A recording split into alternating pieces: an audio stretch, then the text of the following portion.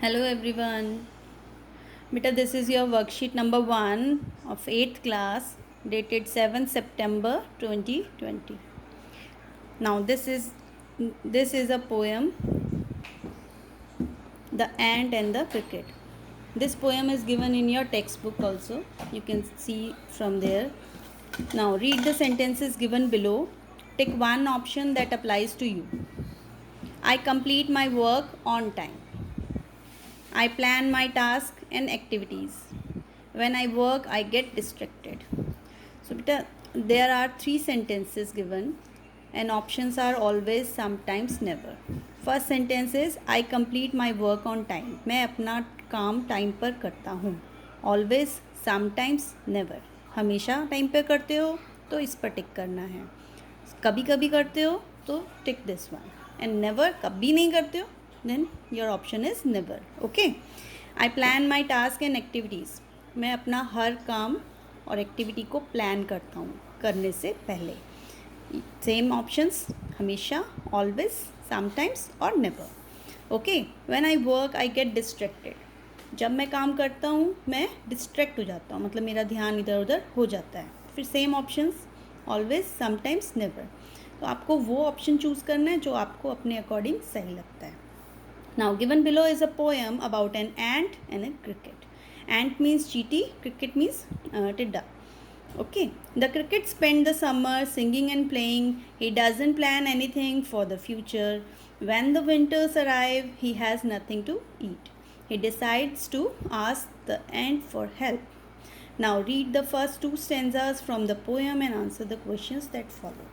Okay, so यहाँ पे बोल रहे हैं आपको एक क्रिकेट है जो अपना टाइम गर्मियों में गाने में खेलने में बिता देता है. एंड अपना he doesn't plan any thing for the future. अपने भविष्य के लिए वो कुछ नहीं प्लान करता.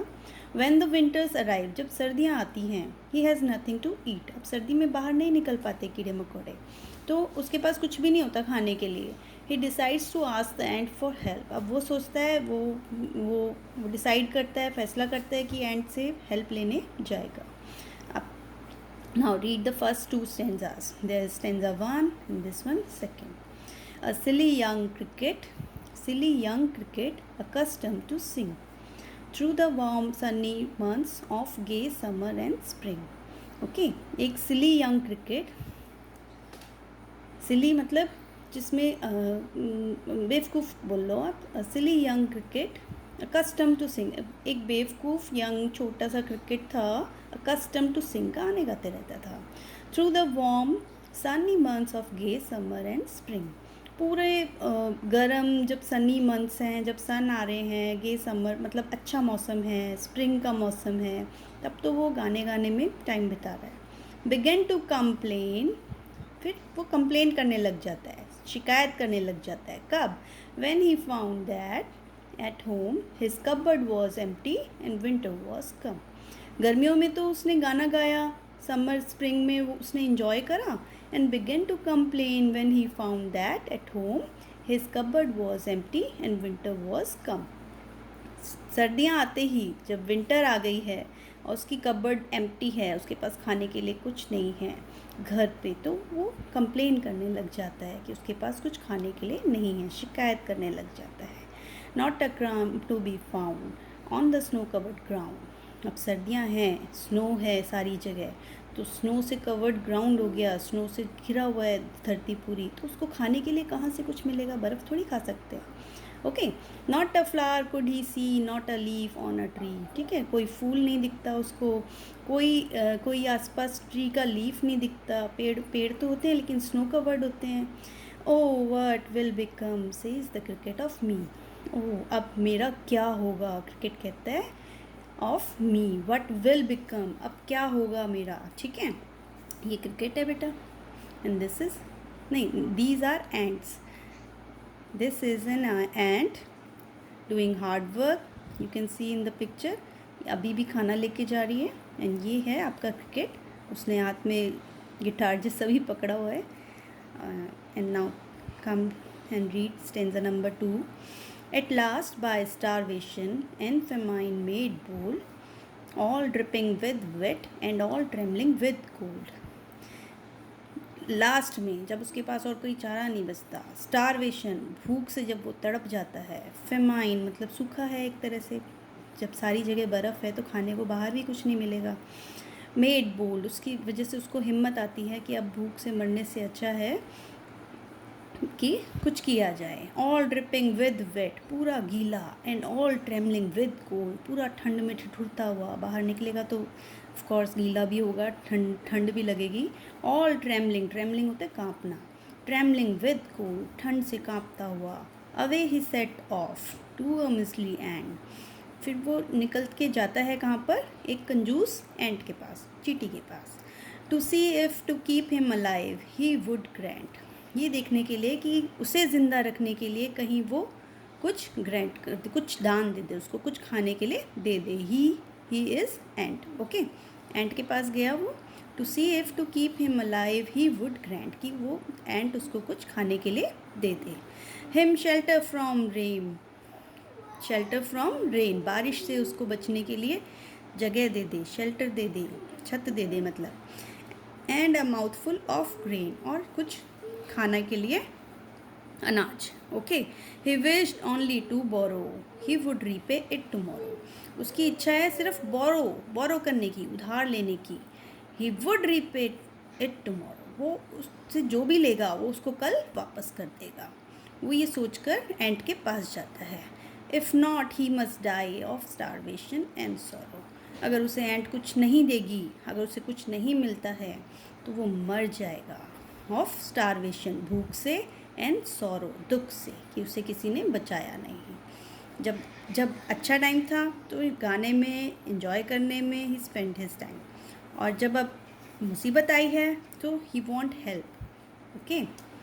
Now name the two characters in the above stanza, दो कैरेक्टर कौन से हैं बेटा, one is an ant and second one is a cricket, okay, you have to write these names here. Second question, why did the cricket complain, complain क्यों करता है वो, choose the correct option, किस चीज़ की कंप्लेन कर रहा है, there was no food in his cupboard, he could not sing and dance, he did not like summers, अब देखो समर तो उसको पसंद था तभी तो वो इन्जॉय कर रहा था, ही could not sing and dance, अब जब भूख लगती है तो गाने और डांस करने से थोड़ी पेट भरता है, there was no food in his cupboard, तो right option is there was no food in his cupboard, so he began to complain, okay, उसके पास खाने के लिए कुछ नहीं था, उसकी वो कंप्लेन कर रहा था।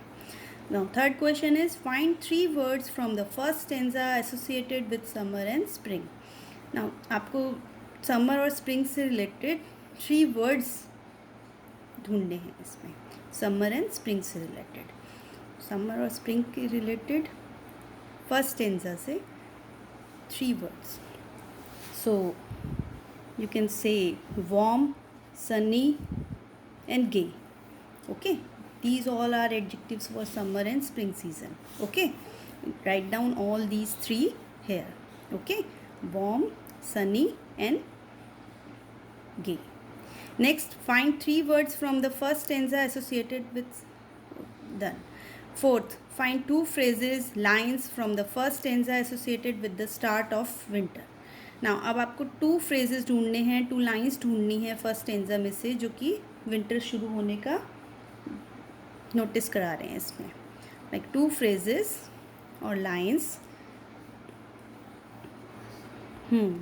Not a crumb to be found on the snow-covered ground, not a flower could he see, not a leaf on a tree. So these are all symbols of winter season, okay. So you have to write 2 phrases, any of these, okay.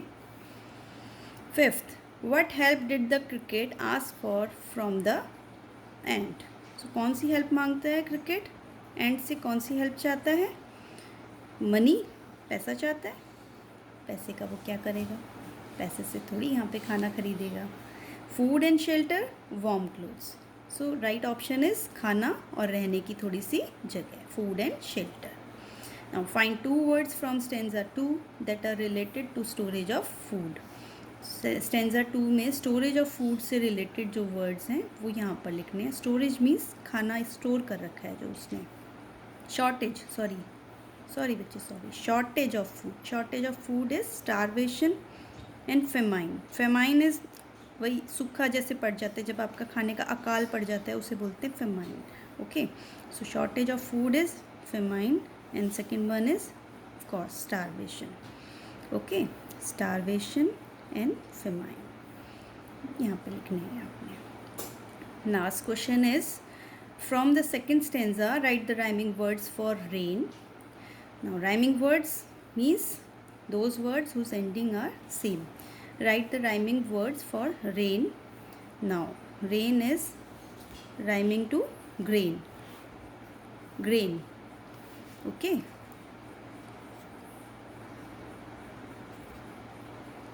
grain.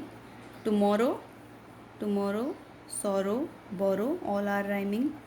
All are rhyming words. Tomorrow, you can write down borrow or sorrow here. Okay, bold, cold. Fine. Now this is the solution of this worksheet. Please keep practicing. आपकी poem अभी book में भी और है, उसको आप पढ़ के एंजॉय कर सकते हैं कि एंडिंग क्या हुई जब वो एंड के घर गया. ओके, वो पढ़ना एक बार, बहुत इंटरेस्टिंग पोएम है. Okay, enjoy.